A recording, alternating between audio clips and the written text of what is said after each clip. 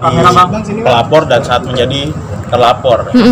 Tadi kami sudah menjawab 27 pertanyaan klien kami dengan lancar ya tentunya ya, dan tentunya dengan ada pembuktian juga. Seperti itu saat menjadi terlapor, dan dilanjutkan saat menjadi pelapor kami menjawab 15 pertanyaan ya, dengan bukti-bukti yang kami sudah berikan seperti bukti rekaman flash disk yang kita masukkan ke dalam flash disk, dan juga bukti capturean seperti itu. Bang, sebagai terlapor nih Bang, mungkin boleh dijelaskan nih seperti apa sih laporan dari Mbak Ica sendiri, Mbak Medi sudah seperti apa juga menyikapi laporan dari Mbak Ica? Ini panggilan pertama ya Mbak? Ya, gimana? Tentunya kita dalam memenuhi undangan klarifikasi ini, klien saya juga sangat tenang ya menjawabnya dengan apa adanya juga, seperti itu. Bang, dan kita ajukan juga bukti-bukti semuanya udah terlampir semuanya. Kan dituduhnya di sini penggelapan ya Bang, yang tuduhan terlapor Mbak Ica. Salah. Apa tuh Bang? Ini masalah Undang-Undang ITE juga. Oke. Yang 45B 310 311. Oke. Gitu. Bukan masalah penipuan penggelapan, bukan. Kita juga melaporkan juga masalah Undang-Undang ITE juga. Iya. Pencemaran nama baik. Bang, ada kamera Bang. Ya. Bang, ini penegasan aja Bang. Penegasan aja Bang. Jadi malam ini dipanggil, sore ini dipanggil, itu dalam kasus apa nih Bang? Iya, masalah Undang-Undang ITE. Ya. Fitnah dan pencemaran nama baik itu. 45B 310 311. Seperti itu, 27 ayat 3. Mbak Medi, bagaimana menyikapi dengan dilaporkannya oleh Marissa Ica sendiri Mbak Medi? Dengan adanya unsur ITE ini? Ya biasa aja sih Mas, saya tetap tenang aja. Tadi menjawab 27 pertanyaan dari penyidik, dan semua juga saya sudah berikan bukti-bukti terlampir tadi ke penyidik, dan nanti kita nunggu hasilnya aja. Lalu terkait permasalahan tas itu seperti apa ya? Nggak ada Mas. Mohon maaf, ini bukan permasalahan mengenai tas ya. Ini masalah penghinaan dan pencemaran nama baik ya. Bukan permasalahan tas atau dugaan tas palsu, itu bukan. Permasalahan postingan. Jadi mungkin bisa dijelaskan Bang, awal mulanya seperti apa biar masyarakat juga tidak bingung simpang. Ya intinya bukan permasalahan tas yang diduga palsu itu, karena laporannya itu mengenai postingan-postingan di Instagram Medi yang diduga terkait oleh seseorang gitu loh. Banyak yang tidak tahu, Medi melaporkan Marissa Ica itu kapan ya Maci? Karena banyak yang tidak tahu adanya laporan dari Medi terhadap Marissa. Ya memang kita melaporkan tuh tanggal 16 ya, 16 September kemarin, seperti itu, kepada sebuah akun, dan nantinya juga beberapa akun yang mencemarkan nama baik klien kami juga tentunya akan kami laporkan juga, seperti itu. Pencemaran nama baik yang mana sih Bang, yang dimaksud Bang? Mungkin salah satunya boleh dijelasin? Tentunya kita tadinya membuktikan juga kan posting-postingan yang dilaporkan.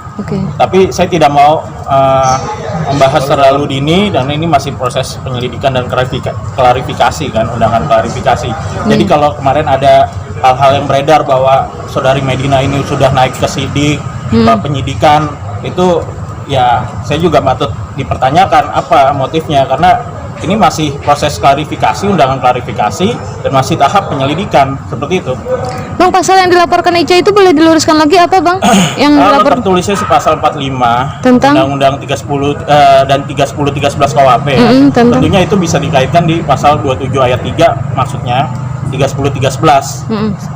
Mungkin kan kita juga melaporkan di pasal 27 ayat 3 Undang-Undang ITE ya, 310 311, Undang-Undang 27 ayat 3 19 tahun 2016 perubahan atas Undang-Undang Informasi dan Transaksi Elektronik 11 tahun 2008. Pasal 27 ayat 3 kita melaporkan juga setiap orang yang dengan sengaja dan tanpa hak mendistribusikan atau mentransmisikan atau membuat dapat mudah diaksesnya suatu informasi atau dokumen elektronik yang berisi penghinaan dan pencemaran baik. Nggak, maksud saya yang dilaporkan Mbak Ica itu terhadap Mbak Medina pasal apa gitu Bang? Karena kan selama ini kita taunya tentang tas gitu Bang, tentang itu terkait postingan-postingan klien kami. Kami juga tadi juga dilihat kan terkait postingan-postingan yang diduga dia merasa dicemarkan. Tapi kalau saya lihat tadi postingannya selalu juga tidak tertuju kepada seseorang gitu, karena kan ditutup wajahnya juga, dan kita nggak tahu juga itu terkait siapa. Oke Ci, terkait undang-undang ITE di Instagram itu kan awal permulaannya kan bahwa terkait tas awal, Iya. awal postingan ya. Iya. Kita bicara awal. Nah lalu tidak ada apakah ada klarifikasi perihal tas itu Mbak Medi? Sudah diklarifikasi. Sudah diklarifikasi. Seperti apa Bang klarifikasinya? Dan ini laporan ini kepada saudari Medina klien kami ini bukan terkait tentang tas palsu atau apa, tidak. Ini terkait postingan.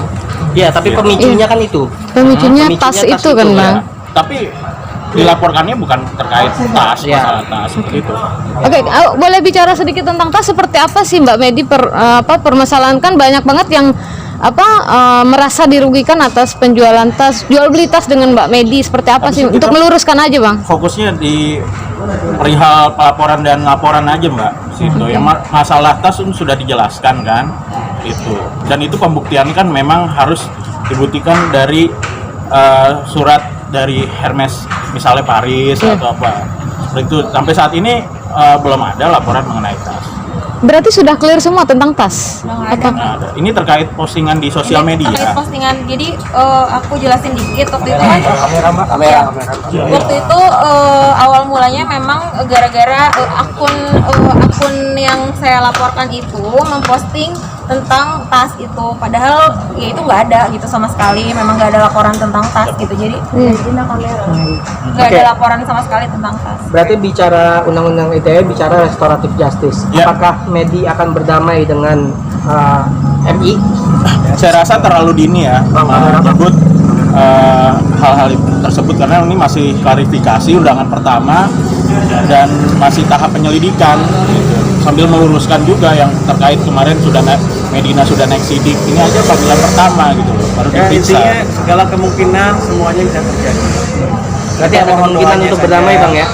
Segala kemungkinan itu semua bisa terjadi kan, kita tidak pernah bisa mengetahui apa Kamera, yang Bang. terjadi di masa yang akan datang. Saya cuma minta doanya aja, semoga semuanya menjadi baik ya. Oke gitu aja ya. Kebetulan ini udah malam, kita mau Mbak Medi, istirahat dulu. sedikit Kita lanjut lagi. Oke. Mbak Medi mungkin menetap di Jakarta atau gimana Mbak Medi? Oh, lagi sakit Iya, Mbak. pulang ke Bandung. Jadi ke Polda aja. Itu kan ini apa? Itu komunikasi pribadi. Lalu disalahgunakan oleh pihak. Saut-sautan. Nggak pernah kayak gitu-gitu. Aku nggak bisa Mbak Medi selainnya akan pulang ke Bandung lagi atau gimana? Bandung Mas. Oh gitu. Ya.